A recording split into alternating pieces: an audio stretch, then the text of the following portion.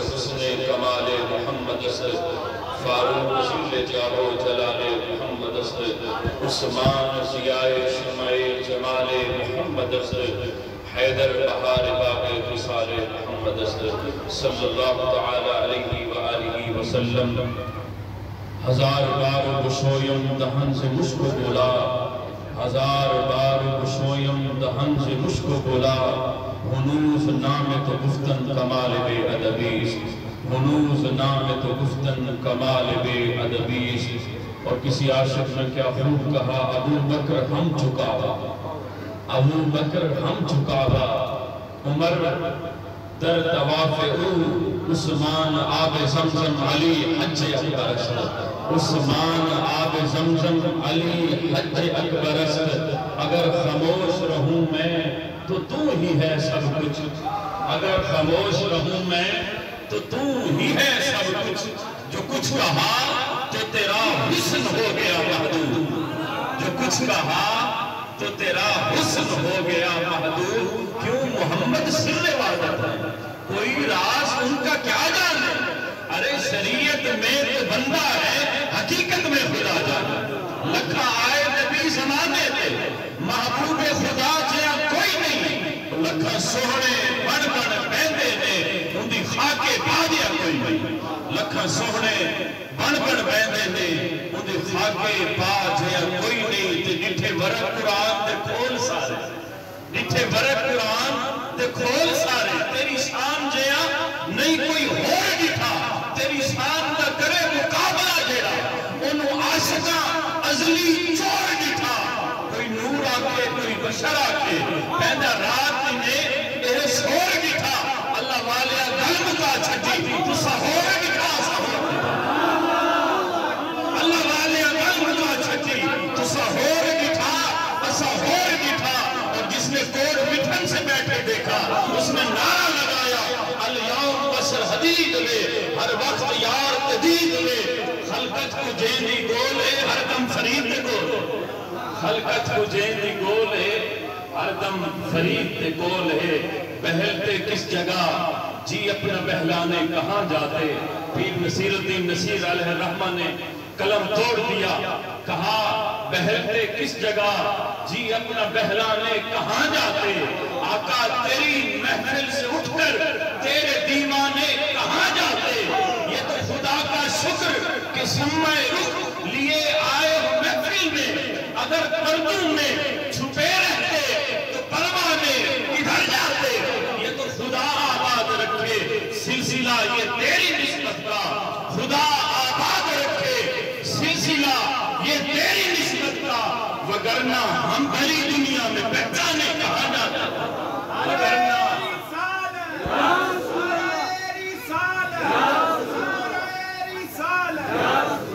خدا آباد رکھے سلسلہ یہ تیری نسبت کا، وگرنہ ہم بھری دنیا میں پہچانے کہاں جاتے۔ تمام حمد و ثنا تعریف و توصیف اللہ جل مجدہ الکریم کی ذات بابرکات کے لیے، جو خالق کائنات بھی ہے، مالک ارض و سماوات بھی۔ اللہ جل وعلا کی حمد و ثنا کے بعد درود لامحمود اس حبیب الاولاد پر، جن کو اللہ نے خاتم المرسلین رحمت للعالمین، جان کائنات، روح کائنات اور مقصود کائنات بنا کر بھیجا۔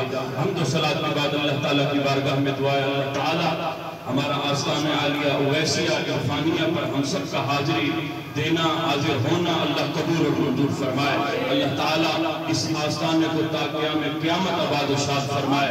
اللہ تعالیٰ ہمارے شاہی قبلہ کو، دامت برکاتہ العالیہ کو ہمیشہ صحت و عافیت تندرستی عطا فرمائے۔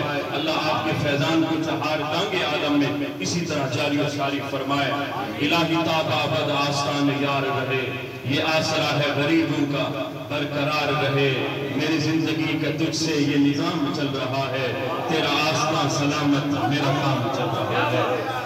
الحمدللہ رمضان المبارک میں شاہ جی قبلہ کی صحبت میں الحمدللہ مدینہ المنورہ کی حضور آقا دو عالم حضرت محمد مصطفیٰ علیہ السلام کے دیار گوربار کی حاضری نصیب ہوئی۔ الحمدللہ شاہ جی سرکار تو ہر سال الحمدللہ اعتکاف وہیں فرماتے ہیں، تو الحمدللہ ہم نے بھی ان کی اعتکاف کی بہاریں وہاں ان سے جو ہے اخذ کرنے کا اللہ تعالیٰ نے جو اکتساب فیض ہمیں عطا فرمایا، الحمدللہ یہ بہاریں ہمیشہ جاری و ساری رہیں، اور الحمدللہ یہ ایسے شیخ ہیں کہ جن کی بارگاہ سے انسان کو عقیدے کی اصلاح بھی ہوتی ہے، عمل کی بھی اصلاح ہوتی ہے۔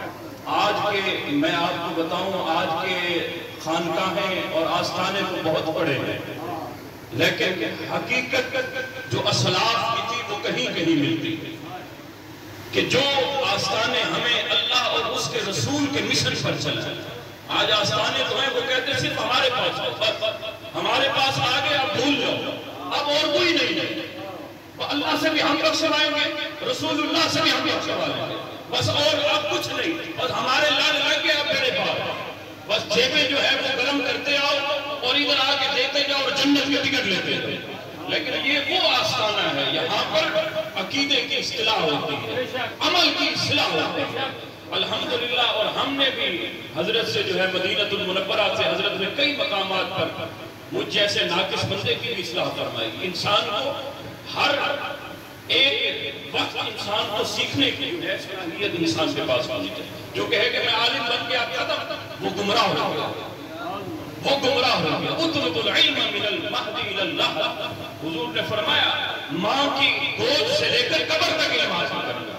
الحمدللہ حضرت نے ہماری اصلاح فرمائی، اور یہاں بھی ہماری ڈیوٹی حضرت نے اس لیے لگائی کہ آپ نے اصلاح کرنی ہے، آپ ایک داعی ہیں، آپ ایک صدا لگانے والے ہیں، تو جو کچھ ہم نے سیکھا ہے ہم پر یہ لازم ہے کہ ہم آگے بتائیں۔ آج کل ہم نے نعت خوانی کو نا ایک پیشہ بنا لیا، ہم نے اس کو نا روزی کا دھندا بنا لیا۔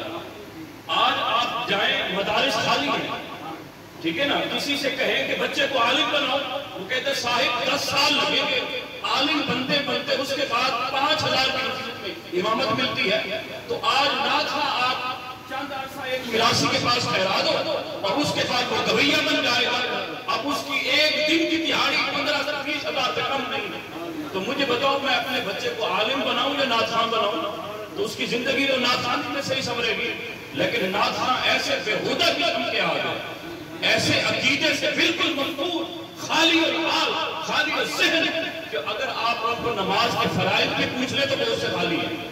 اور حضرت تو اتنے پاکیزہ ہیں کہ وہ سامنے کسی کے مسجد میں نماز پڑھتے ہی نہیں ہے، حضرت پردہ پوشی میں نماز پڑھتے ہیں، ٹھیک ہے نا، اور ان کو خطاب علماء کی بارگاہ میں بیٹھنے کا جو ہے وقت نہیں ملتا، وہ حاضری تھی اور حضرت میں نے آگے جانا ہے کہ علماء کا خطاب ہونا ہے، ان کو نہیں سننا، آگے جانا۔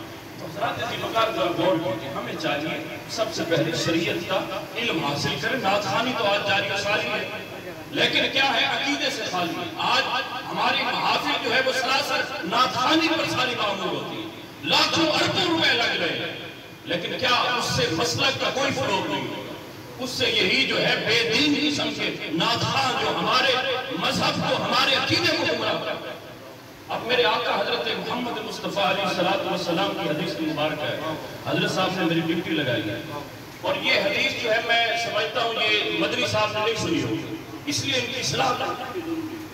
لیکن جو انسان نہیں جانتا تو اس وقت تک وہ ناآشنا ہے، جب وہ جان لیتا ہے اس کے بعد بھی اگر وہ عمل کرتا رہے تو پھر جو ہے اس پر جو ہے وہ گرفت ہوگی۔ معجم الکبیر کی حدیث مبارکہ ہے، میرے استاد گرامی جلوہ گر ہیں، آپ جو ہے میری اصلاح فرما دیں گے۔ حضور آقا علیہ السلام نے فرمایا لعن اللہ المتشبہین من الرجال بالنساء، حضور فرماتے ہیں اللہ لعنت فرماتا ہے۔ یہ نہیں کہا کہ میری لعنت، یہ نہیں کہا کہ فرشتوں کی لعنت، میرے آقا محمد مصطفیٰ علیہ السلام نے فرمایا اللہ کی لعنت ہو۔ اب مجھے بتاؤ اللہ کی لعنت پڑ جائے تو انسان بچ سکتا ہے؟ پھر انسان جس لبادے میں بھی رہے، اللہ کی لعنت ہو ایسے لوگوں پر کہ جو ہیں تو مرد لیکن عورتوں جیسی مشابہت اختیار کرتے ہیں۔ یعنی اب شریعت نے مرد کی ایک جو ہے اس کی کوئی حد بندی بنائی ہے۔ اب کہ مرد کے لیے حکم کیا ہے کہ تو عورتوں جیسی مشابہت اختیار نہ کر، وہ کیا ہے کہ حضور نے فرمایا کہ زلفیں رکھنی ہے تو کندھے تک چھوئے نہ، ٹھیک ہے نا، کندھے تک جب پہنچ جائیں گی، کندھوں کو چھونے لگ جائیں گی تو عورتوں سے مشابہت ہو جائے گی۔ اب میرے آقا سے بڑھ کر بھی شریعت دان کوئی ہو سکتا ہے؟ میرے آقا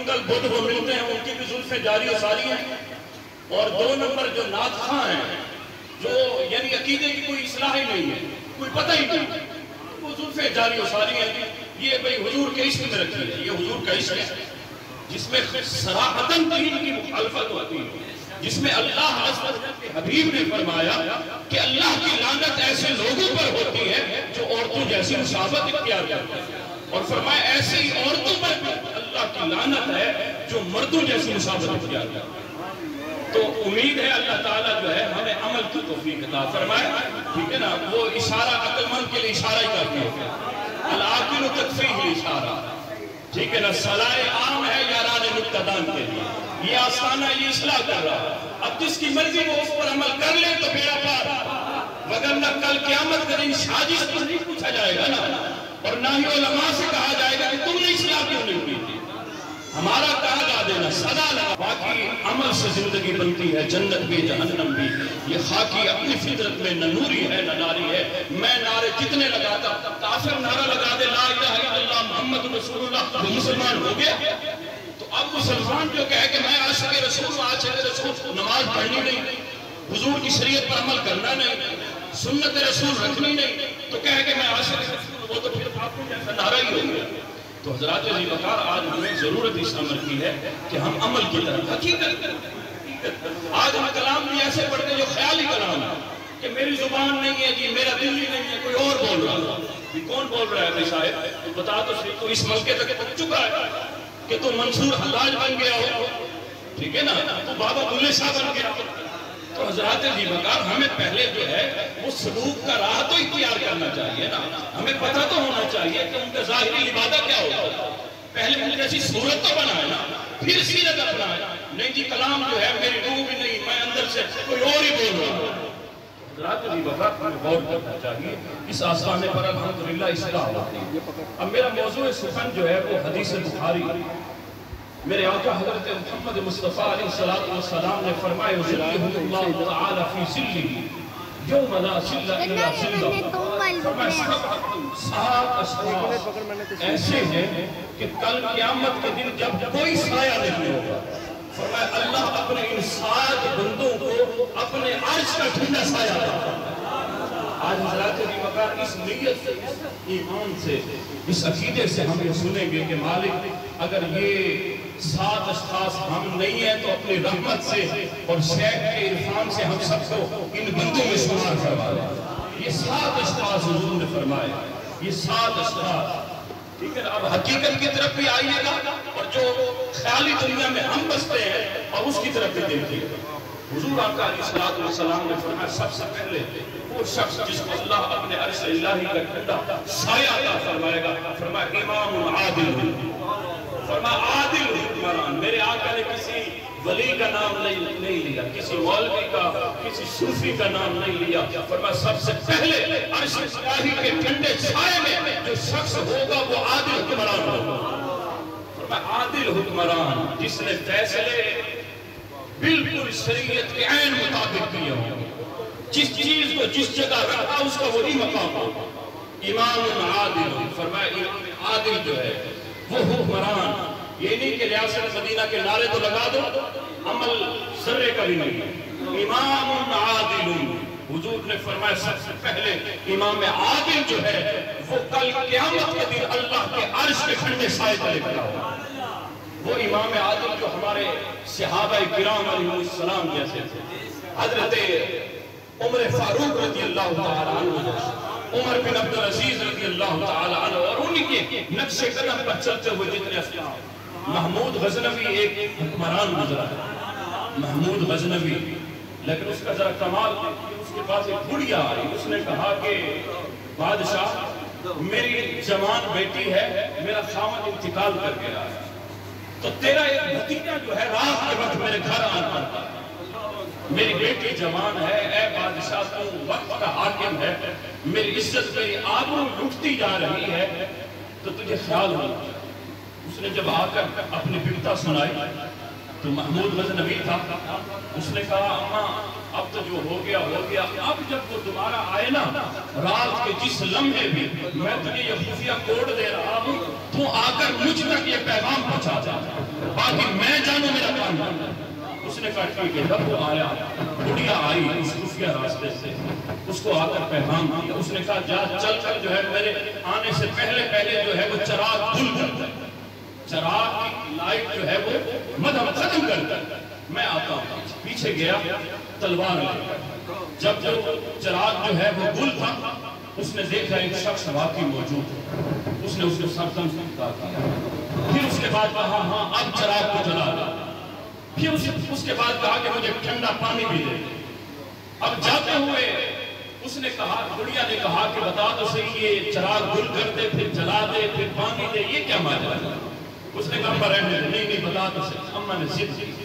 اس نے کہا جب میں نے کہا نا چراغ گل کر دے, تو نے نام لیا تھا کہ میرا بھتیجا ہے, تو میرا آئی میرے ذہن میں تھا, تو میں نے کہا کہیں عدل قائم کرتے ہوئے سامنے بھائی کی ذات نہ آ جائے اور میں اپنے بھتیجے پر کہیں وہ تلوار نہ اٹھاؤں. تو کہنے اس لیے میں نے کہا چراغ گل کر دے. مجھے یقین تھا کہ میرا خاندان کا خون اتنا ناپاک نہیں ہو سکتا, لیکن میں سر درد سے جب جدا کیا نا, پھر میں نے تجھے کہا کہ اب ہاں روشن کر دے. پھر میں نے الحمدللہ کہا میں نے جب اس شخص کو دیکھا وہ میرا بھتیجا نہیں تھا, وہ ہمارا جھوٹا نام استعمال کرتا تھا.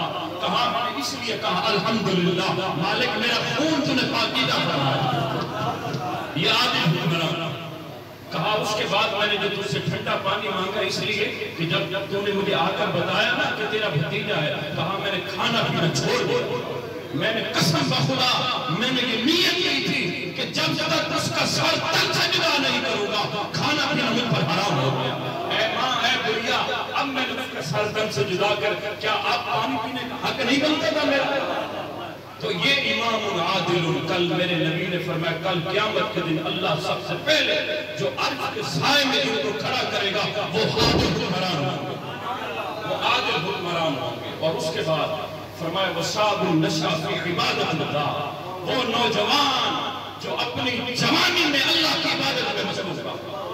جوانی میں, صاحب جوانی میں, روایت میں آتا ہے میرے نبی نے فرمایا 1000 بوڑھے کی توبہ, وہ ایک جگہ فرمایا نوجوان کی توبہ اللہ کی بارگاہ میں اس سے جو 1000 بوڑھا ہے, کام تو اور کچھ نہیں, اب صرف ٹکرے ہی مارے گا نا, گھر میں تو اور کچھ کام نہیں, ہر کسی نے فارغ کر دیا. تو حضور آقا علیہ السلام نے فرمایا وَشَابٌ نَشَأَ فِي عِبَادَةِ اللَّهِ, وہ نوجوان جو جوانی کے پاکپن میں فرمایا کہ وہ اللہ کی عبادت میں مصروف رہا, وہ اللہ کو یاد کرتا رہا, فرمایا اللہ عز و جل کی یاد میں مصروف عمل رہا, فرمایا کل قیامت کے دن میرا رب اس نوجوان کو اپنے عرش کے ٹھنڈے سائے میں دے. آج ہماری بھی اولادیں ہیں تو آج ہم کس حد تک ان کی تبلیغ کر رہے ہیں. آج تو باپ کی یہ جرت بھی نہیں کہ وہ بیٹے کا موبائل چیک کر لے, کیونکہ اس کی اپنی زندگی وہ بیٹوں کے سامنے ہے.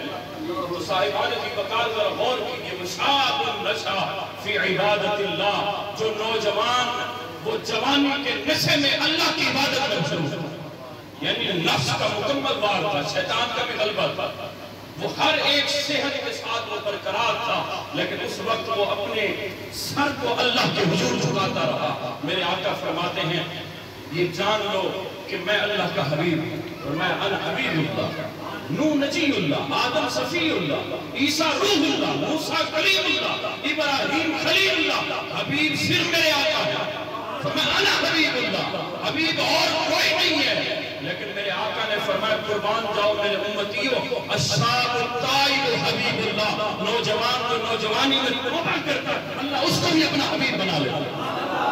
فرمایا اس نوجوان کو بھی میرا رب اپنا حبیب بنا لیتا ہے, کہ فرمایا کہ جو حبیبیت کا درجہ اللہ نے مجھ محمد کو عطا کیا. اب ذرا غور کیجیے, وَشَابٌ نَشَأَ فِي عِبَادَةِ اللَّهِ. آج ہم اپنے گریبان میں جھانکیں گے. اور اس کے بعد تیسرا شخص کون ہے, وَرَجُلٌ قَلْبُهُ مُعَلَّقٌ فِي الْمَسَاجِدِ, فرمایا وہ شخص کے جس کا دل مسجد میں ٹکا رہے, جو ایک نماز کے بعد اس کے دل میں جستجو مالک تیری اگلی نماز کب آئے گی, فرمایا جس کا دل اسی جستجو میں رہا.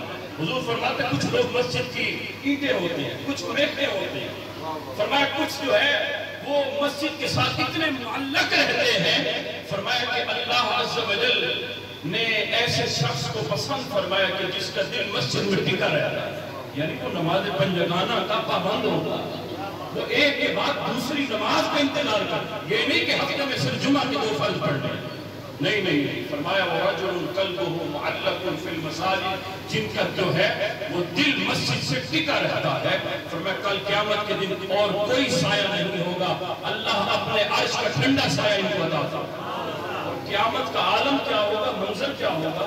حضور آقا دو عالم حضرت محمد مصطفیٰ علیہ السلام نے اپنا عائشہ سے فرمایا، عائشہ قیامت کے دن جب ہر ایک اللہ کی بارگاہ میں جانے لگے گا، حاضر ہوگا، تو فرمایا بے لباس، عائشہ لباس بھی نہیں پہنا ہوگا۔ حضرت عائشہ سے کہتی یا رسول اللہ لباس بھی نہیں ہوگا تو ایک دوسرے کو، فرمایا عائشہ عالم اتنا نفس نفسی کا ہوگا، کسی کو دیکھنے کا وقت نہیں ہوگا کہ کسی دوسرے کو دیکھے، فرمایا وہ نفس نفسی کا عالم، اور فرمایا سورج بالکل سیدھا ہوگا، زمین تانبے کی ہوگی، اور فرمایا پسینہ کس حال میں ہوگا، فرمایا کچھ لوگ پسینے میں اپنی گردن تک جو ہے ڈوبے ہوئے، فرمایا کچھ جو ہے وہ پورا جسم ان کا پسینے کے اندر ڈوبا ہوگا، فرمایا پسینے تک، اور حضور نے فرمایا اس پسینے کی شدت کا عالم کیا ہوگا، فرمایا ایک قطرہ اگر احد پہاڑ پر آ جائے نا تو عائشہ احد پہاڑ جل کر جو ہے وہ راک پگھل جائے،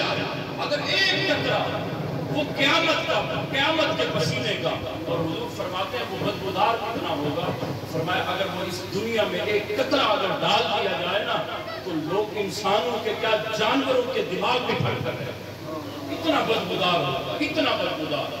اب یہ وہ نزا کا عالم، یہ وہ جو ہے قیامت کا عالم ہے، یوم یفر المرء من اخیہ، اس دن آدمی اپنے بھائی سے بھی بھاگے گا، وامہ وابیہ، ماں باپ سے بھی بھاگے گا، وصاحبتہ وبنیہ، شوہر اپنے بیوی سے بھاگ رہا ہوگا۔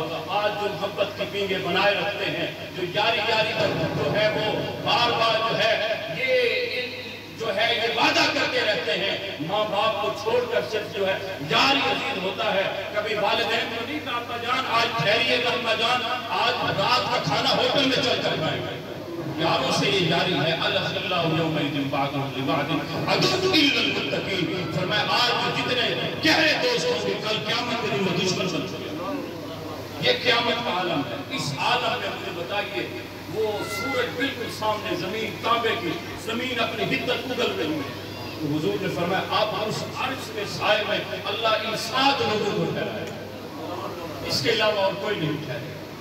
اس کے بعد حضور نے فرمایا وَرَجُلٌ قَلْبُهُ مُعَلَّقٌ فِي الْمَسَاجِدِ، جن کا دل مسجد میں ٹکا رہے، جو مسجد سے محبت کرتے۔ ایک بڑھیا تھی، وہ مسجد نبی میں جھاڑو دیتے تھے، میرے آقا کو پسند تھی، فرمایا میرے آقا اس سے محبت کیا کرتے تھے، بڑھیا تھی وہ مسجد نبی میں۔ حضور نے فرمایا کل قیامت کے دن حوروں کا حق نہ، یہ مسجد کا کوڑا کرکٹ، مسجد کی صفائی کرتے ہو نا جو کوڑا نکلتا ہے، فرمایا کل اللہ حوروں کو یہ حق مار عطا فرمائے۔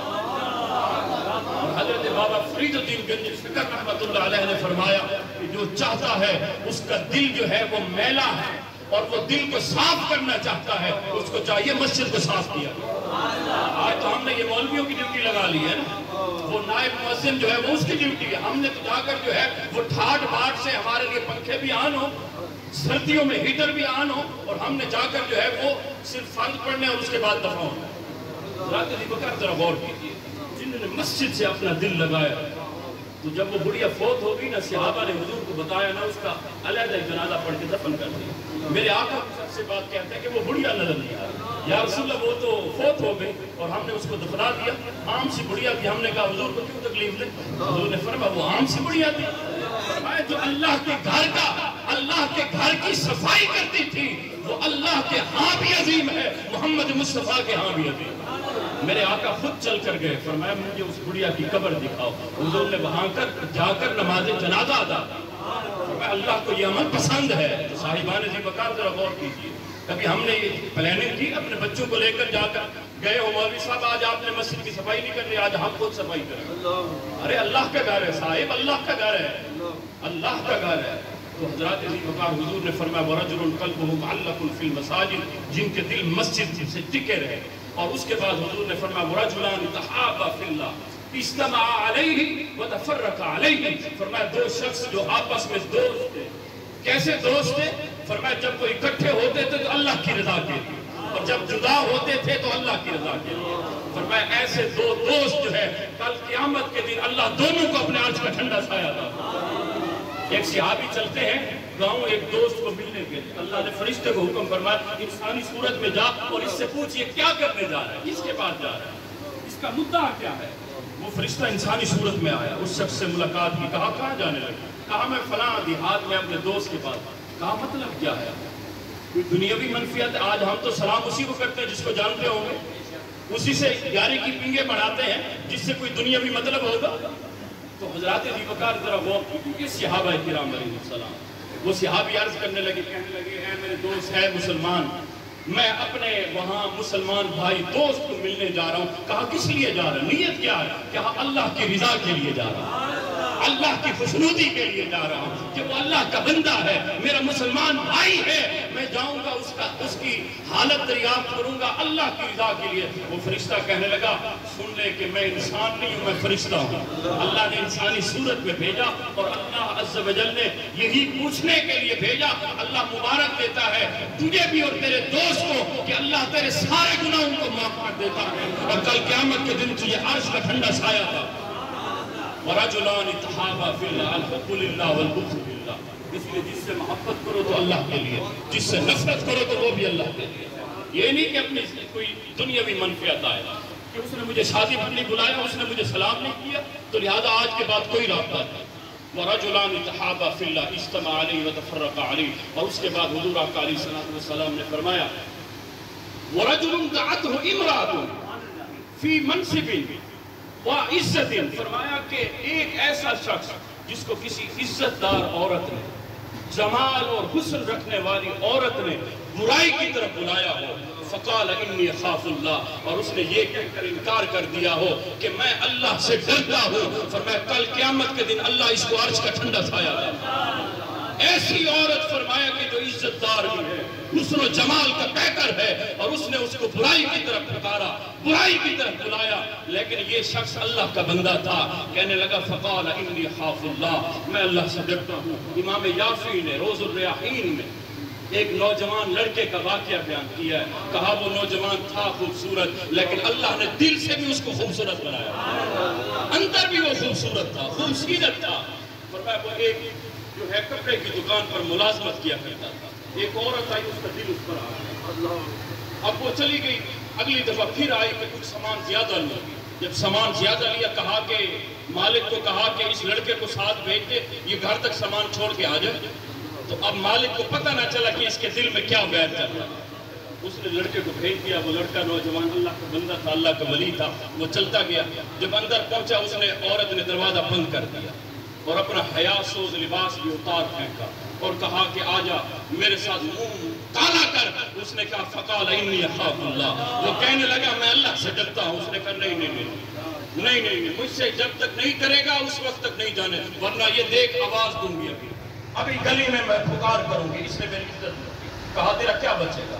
اب وہ تھا اللہ کا بندہ، میرا رب جو ہے جب کوئی اللہ سے مدد مانگے میرا اللہ راستے اختیار کروا دیتا ہے۔ راستے یوسف کو بھی دے دیے تھے، دروازے بند تھے، مکفل تھے، تالے لگے ہوئے تھے، لیکن حضرت یوسف نے اللہ کی ذات پر توکل کیا اور جب بھاگے تو اللہ نے دروازے سارے توڑ دیے اور یوسف نکلتے گئے۔ اتنے میں وہ شخص بھی تھا اللہ کا بندہ، اللہ سے مدد، اسے کہا کہ مجھے رفع حاجت کے لیے جانا، اس کے بعد میں آتا ہوں تو تیرا ہوگا وہ کو میں پورا کروں۔ اس نے کہا جاتا، وہ اندر گیا، اس نے پخانہ کیا، پخانہ اپنے ہاتھ پر کیا اور پورے جسم پر اس نے مل لیا۔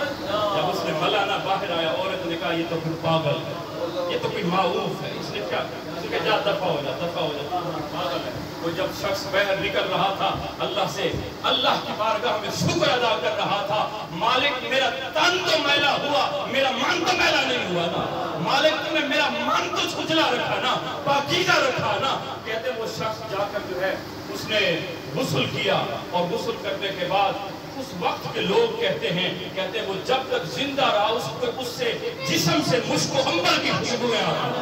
تو فرمایا جب قبر میں اس کو دفنایا گیا نا اس کی قبر سے بھی مشک و عنبر کی خوشبوئیں آتی تھی. میرے رب نے فرمایا انی اخاف اللہ. جس عورت نے برائی کی طرف اس کو پکارا اور اسی طرح جس عورت کو مرد نے برائی کی طرف مبذول کرایا اس نے کہا فرمایا انی اخاف اللہ, میں اللہ سے ڈرنے والی ہوں. تو فرمایا اللہ کل قیامت کے دن ان کو اپنے عرش کا ٹھنڈا سایہ تھا. اس کے بعد چلیے حضور آقا علیہ السلام نے فرمایا وَرَجُلٌ تَصَدَّقَ بِصَدَقَةٍ حَتَّى لَا تَعْلَمُ شِمَالُهُ وَلَا تُنْفِقُ يَمِينُهُ. فرمایا ایسا شخص جو صدقہ کرتا ہے اس حال میں دائیں ہاتھ سے دیتا ہے بائیں کو پتہ بھی نہیں چلتا. فرمایا کل قیامت کے دن اللہ ان کو عرش کا ایسا ٹھنڈا سایہ عطا فرمائے گا. فرمایا کہ اور کسی کو اس سائے میں اللہ جگہ عطا نہیں. یہ صدقے کی اہمیت ہے, ذرا غور کیجیے. اور ریاکاری سے اتنا انسان کو جو ہے وہ انسان کو دور کیا گیا. ایک ہاتھ سے دیا دوسرے ہاتھ کو پتہ بھی نہیں. آج تو چودھری صاحب جو ہے دن کو کرتے ہیں اور رات کو جو ہے وہ کہتے ہیں اتنی میں نے بوریاں یتیم کو دے دی. اور جب تک فوٹوگرافر نہ آئے, پہلے زمانے میں ہوتا تھا نیکی کر دریا میں ڈال, آج نیکی کر فیس بک پہ ڈال, واٹس ایپ پہ ڈال. تو حضرات عزیز وقار یہ نیکی جو ہے اللہ کی بارگاہ میں قبول نہیں. حضور نے فرمایا ایسا شخص جو صدقہ اس حال میں کرتا ہے, اور صدقہ کرنے سے جو ہے انسان کو اللہ اور دیتا ہے اور انسان اپنا قرب ادا کرتا ہے. حضرت رابعہ بصریہ یہ صوفیاء کا طریق ہے. حضرت رابعہ بصریہ کے گھر میں رات کے وقت جو ہے مہمان آ گئے. آپ نے خادمہ سے کہا کہ جاؤ مہمانوں کی خدمت کرو. اس نے کہا صرف ایک روٹی پڑی, مہمان زیادہ ہے. کہا ایک روٹی پڑی, چلو جاؤ اللہ کی راہ میں صدقہ کر, صدقہ کر دو اللہ کی راہ میں. اب اللہ کی راہ میں اس خادمہ نے کہا یہ پتہ نہیں کیسے اللہ کی بندی ہے, وہ مہمان بھی آئے ہوئے ہیں, ایک روٹی اور کہتی ہے یہ بھی صدقہ کر, کہاں سے آئے گا؟ اس نے کہا جاؤ صدقہ تو کر دو نا. حضرت بابا بلے صاحب فرماتے ہیں اٹھ کھڑ کے نوکر وجہ ترتا ہوئے چلا, آن فقیر تے کھا کھا جاون راضی ہوئے بلا. لیکن اس واقعے کی حقیقت میرے شاجی کے پاس دیکھی ہے. ان کے گھر پر جو بھی شخص آ جائے, کسی کو جانتے ہیں نہیں جانتے, اس کو بغیر کھائے پلائے نہیں جانے دیتے. اور آستانہ بھی ایسا ہے, اپنے گھر کو آستانہ الحمدللہ بنایا. دوسرے آستانوں پر تو ملازمین رکھے ہوتے ہیں نا, یہ گھر میں ہی سب کچھ کام ہو رہا ہے. چاہے آپ جتنے بڑے جو ہیں, آپ پیران پیر بن گئے ہیں, آپ کے شہزادے ہیں, وہ بھی آپ کی آل ہیں, فرمایا نہیں ان سے بھی کام کرواتے ہیں, گھر والوں سے بھی کام ہو رہا ہے. تو حضرات جی وقار یہ حقیقت میں تصوف ہوتا ہے, یہ حقیقت میں صوفیاء ہوتے ہیں. فرمایا کہ جو ہے آئے گھر آئے غلام کو, گھر آئے مہمان کو کبھی خالی نہ جانے دیں. حضرت رابعہ بصریہ فرماتے ہیں جاؤ صدقہ کر دو. صدقہ کی تو اتنے میں دروازے پر دستک ہوئی. کہا من دکل باب, کس نے دروازہ کھٹکھٹایا؟ کہا کہ میں فلاں آقا کا فرستادہ ہوں, میرے آقا نے یہ رابعہ بصریہ کے لیے کھانا بھیجا ہے. حضرت رابعہ بصریہ نے رومال ہٹایا, دیکھا 5 روٹی. کہا کہ جاؤ اس کو واپس کر دو, یہ ہمارے لیے نہیں کسی اور کے لیے بھیجا ہو. خادمہ بڑی پریشان, کتنے میں دوبارہ دستک ہوئی, دروازہ کھولا, کہا یہ کھانا ہے رابعہ بصریہ کے لیے, میرے آقا نے بھیجا. رابعہ بصری نے رومال ہٹایا تو دیکھا 7 روٹیاں. فرمایا جاؤ یہ بھی لوٹا دو. اتنے میں پھر دروازے پر دستک ہوئی. من دکل باب, کس نے دروازہ کھٹکھٹایا؟ دروازے پر دستک ہوئی. کہا کہ میرے آقا نے یہ رابعہ بصریہ کے لیے کھانا بھیجا قبول کے لیے. رابعہ بصریہ نے رومال ہٹایا, دیکھا کہ 10 روٹیاں. کہا ہاں یہ ہمارا مقدر ہے. وہ خادمہ کہنے لگی حضرت یہ کیا بات ہے, پہلے بھی روٹیاں آئیں آپ نے قبول, اب یہ قبول کر لی, یہ کیسے پتہ چلا کہ یہ میرا ہے؟ کہا جب 5 آئی نا اور جب 7 آئی نا, میں نے اللہ سے کہا مالک تیرا تو حکم ہے, تیرا تو فرمان ہے, من جاء بالحسنہ فلہ عشر امثالھا, جس نے ایک نیکی کی تو اجر 10 گنا عطا کرتا ہے. مالک یہ 5 روٹیاں, یہ 7 روٹیاں تیری بندی ہوں, میں بھی نہیں لوں گی جب تک 10 نہیں دے گا. کہا یہ 10 دے گا, اللہ نے ابھی بھیج دی. تو جو اللہ پر توکل کرتا ہے میرا رب عطا بھی اسی طرح کرتا ہے. وَرَجُلٌ تَصَدَّقَ لَا تَعْلَمُ شِمَالُهُ وَلَا يُنْفِقُ يَمِينُهُ. فرمایا ایسے اس طرح صدقہ کیا کرو, راتوں کو اٹھ کر جاؤ فقیروں کے گھروں میں, یتیموں کے گھروں میں جا کر مال دے آیا کرو. حضرت زین العابدین رضی اللہ تعالی عنہ کا جب جو ہے وہ سال غسل دینے آیا نا, تو کہا حضرت کی پیٹھ مبارک پر بڑے بڑے بان کے نشان تھے, بڑے بڑے موٹے موٹے نشان تھے. بیٹوں کو بلایا, حضرت یہ کیا ماجرا ہے, یہ آپ کے ابا جی کی کمر پر یہ نشانات. کہا میرے ابا رات کے وقت جو ہے نا وہ اپنے کمر پر جو ہے بوجھ لاد کر فقیروں کے گھر جایا کرتے. کہا آپ بیٹے جو تھے کسی بھی خدمت نہیں کر سکتے تھے؟ کہا ہم بڑا کہتے تھے، لیکن ابا کہتے تھے لوگوں اے میرے بیٹو یہ اللہ اور میرا معاملہ ہے نا، یہ اللہ کے بندوں کا معاملہ ہے نا، اب جو فقیر ہے، جو یتیم ہے، جو بیوہ ہے، اگر اس کو میں تمہیں بھی بتا دوں تو میری نیکی تو نہیں رہی۔ تو فرمایا اللہ عز و جل کی یاد میں اللہ کو دکھاتا ہوں اور کسی کو نہیں دکھاتا۔ کہا ابا رات کو جو ہے یہ وزن لاد کر جو ہے غریبوں کے گھر جا کر دے آیا کرتے تھے۔ حضرات عزیز وقار یہ میرے آقا حضرت محمد مصطفیٰ کی آل ہے، جگر راہ وفا میں نقش ایسے چھوڑ آیا ہوں، میں جس رستے سے گزرا ہوں وہ اب تک یاد کرتا ہے۔ تو صدقہ اس حالت میں اور آخری میرے آقا نے فرمایا ایسا شخص ذکر اللہ خالیا ففادت عیناہ، ایسا شخص جو خلوت میں اللہ کا ذکر ایسے کرے کہ اس کی آنکھیں آنسوں کا خراج پیش کر دیں۔ فرمایا کل قیامت کے دن میرا رب اپنے عرش کا ٹھنڈا سایہ اس شخص کو عطا فرمائے گا کہ جس دن کوئی سایہ نہیں ہوگا۔ اللہ کا ذکر بھی ایسے کرو کہ فرمایا خالین خلوت میں کرو، فرمایا جلوت میں بھی کرو، خلوت میں بھی کرو، اور خلوت میں اس حال میں کرو کہ تمہاری آنکھوں سے آنسو روا ہو جائیں۔ حضرات عزیز وقار یہی صوفیہ کا مشن ہے، یہی میرے آقا حضرت محمد مصطفیٰ علیہ السلام کی تعلیمات ہیں۔ دعا اللہ تعالی ہم نے جو حدیث مبارکہ سنی اللہ ہم سب کو اس کا مصداق فرما دے۔ وآخر دعوانا الحمدللہ۔